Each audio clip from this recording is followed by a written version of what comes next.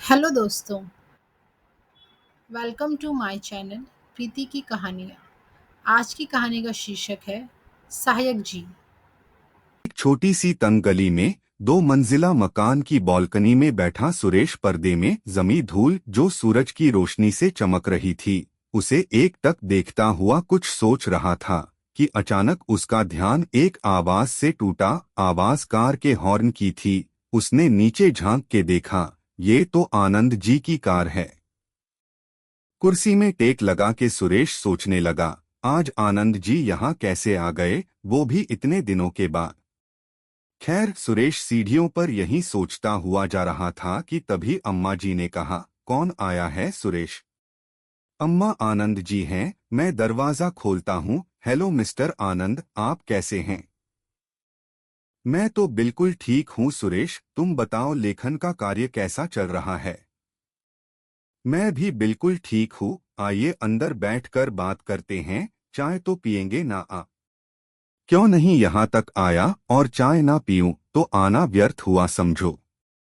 सुरेश ने अम्मा को आवाज लगाई और दो चाय लाने को कहा। अब कब तक ऐसे अम्मा के भरोसे ही चाय पिलाओगे सुरेश?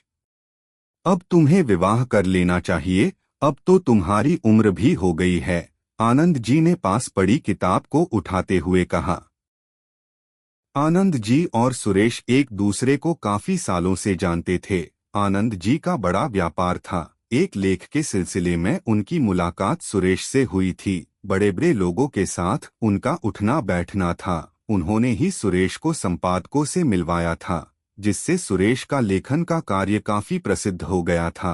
आनंद जी से विवाह की बात सुनकर सुरेश ने हंसकर टाल दिया और अम्मा जी से चाय लेने चला गया। आनंद जी सुरेश की इस मुस्कुराहट से अनभिज्ञ नहीं थे। वो जब भी विवाह के बारे में बात करते तो सुरेश इसी तरह से प्रतिक्रिया देता था। चाय की ट्रे रखते ही सुरेश ने पूछा, आनंद जी क्या यहाँ किसी विशेष प्रयोजन से आए हैं? आ विशेष तो था, पर तुम्हारी हंसी ने सब व्यर्थ कर दिया। ओहो, तो लगता है आप भी यहाँ आज विवाह के प्रयोजन से ही आए हैं। यहाँ रोज कोई न कोई हमसे इसी बारे में बात करता है, सुरेश ने कहा। तो करेगा ही, तुम्हारी कोई छोटी उम्र तो है नहीं। और फिर अम्मा की भी उम्र होती जा रही है, उनके बारे में भी तो सोचो। फिर तुम लेखकों को विवाह से इतनी आपत्ति क्यों है?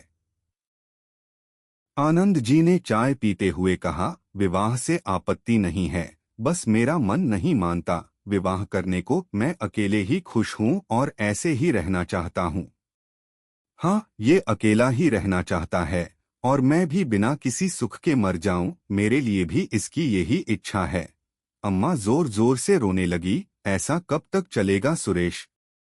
तुम्हें कुछ सोचना चाहिए इस बारे में, इस तरह से जिंदगी नहीं काटी जाती। अम्मा के बारे में सोचो, जब तुम लेखन में लग जाते हो तो सब कुछ भूल जाते हो, तब अम्मा का क्या होता होगा, सोचा है कभी तुमने?